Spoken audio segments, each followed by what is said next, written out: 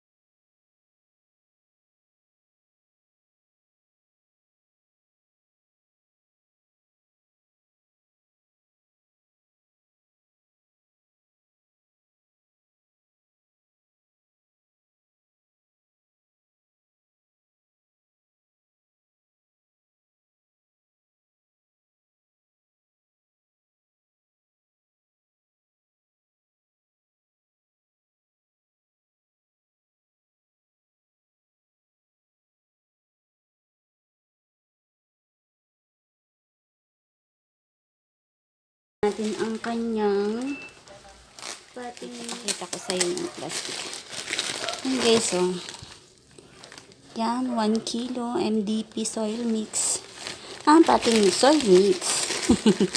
Soil mix pala. Hindi siya pating soil, ganun pa rin. Ayan guys,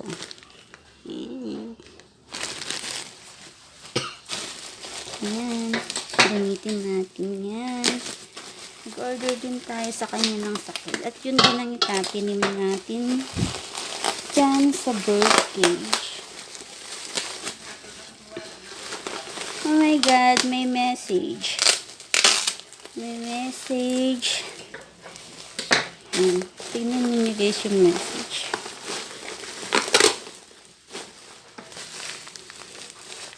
Hi, sabi niya. Hi, Janeline. Thank you for your ordering MDP soil mix. Stay safe and happy. Happy planting! Please follow our FB page, Mini Dino Park and Eco Garden. Ayan guys, so guys, ayan. Kita. Yes. Oh, yan. May message si Mini Dino Park and Eco Garden. Ayan. Ito, gamitin natin sila dun sa binili ko din sa kanyang succulents. Ininayin ko rin.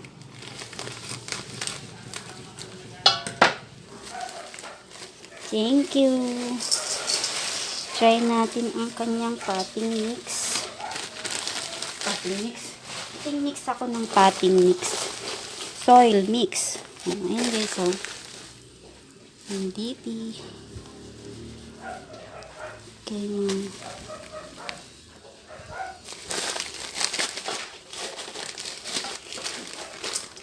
1 kilo.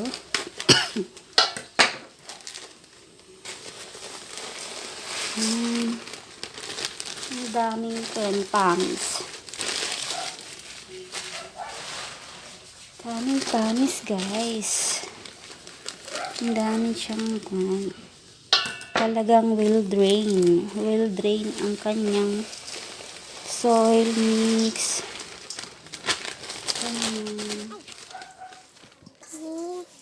Haluin natin mabuti. What is this? Yung mga buo-buo. Yan guys. Ito natin yung mga buo-buo na yan. Oops. Ayan. Ito guys, gusto kong lagyan ng ganito. Yung mga nabasag na paso. Yan, gusto kong lagyan. Ilagay ko sa ilalim. Yan guys. Gusto ko siyang ilagay dyan. Sa ilalim.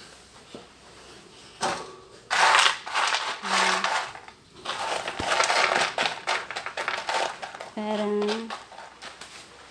okay, lagyan natin guys. Alam mo, ito galing yung succulents galing kay Mini Dino Park and Eco. Ano ba yan? Nalilito ako. DP. Mini Dino Park and Eco Park. Mini Dino Park and Eco Park. Tama po ba? Ayan. Lagyan natin.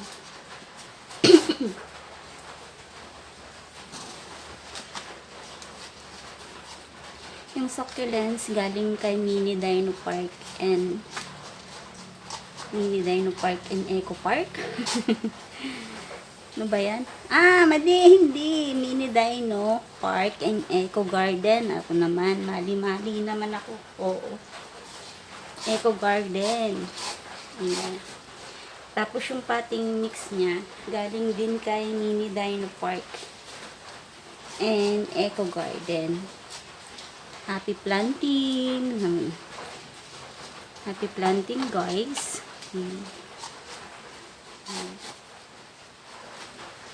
Diyain natin. Mas maganda yung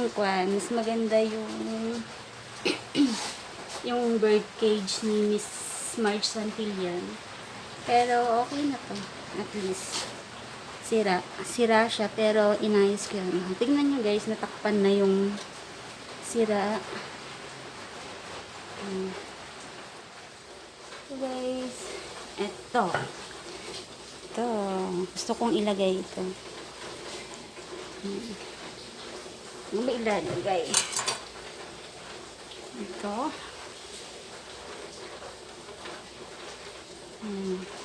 Ngayon nagtandaw. Alam ba ninyo guys na gustong-gusto kong gayahin yung bird cage ni Miss Marge Santillan dahil sobrang nagagandahan kasi ako dun sa bird cage niya. Ginaya ko siya kahit hindi man ganun kaganda sa akin sa bird cage niya. At least kahit papano nagkaroon ako ng bird cage. hindi man ganun kaganda sa bird cage ni Miss Marge Santillan. Ayan guys, nakaka-inspired kasing gayahin dahil ang ganda ng mga arrangement niya, tsaka maganda yung bird cage na nakita ko dun sa video niya. Kaya ayun guys, kaya ginagaya ko siya. Yun. Nainggit kasi ako guys dun sa bird cage niya. Inggitera ba ako? Kaya ginagaya ko. Yun. 'Di ba? Hindi naman masamang manggaya ng iba, basta mabuti yung ginagaya at saka maganda. Yun lang, pag masama yung gagayahin mo, yun ang mali. Kaya okay lang din naman siguro kay Miss Marge Santillan na magaya yung bird cage na. At least hindi naman kapareho. Kasayang din naman kasi yung bird cage na yan, kaya ginawan ko ng paraan para matamnan. At shout out kay Lynette, dahil sa kanya galing yung bird cage na yan. Hiningi ko dahil nakita ko sira kasi, kaya sabi ko sa kanya, hingin ko na lang at para pagtamnan ng succulents. Nung hiningi ko nga yan sabi ko sa kanya, pahingin ko na lang to. Alam ko, sabi niya ganun, alam ko kung saan mo gagamitin yan. Pag plantita talaga,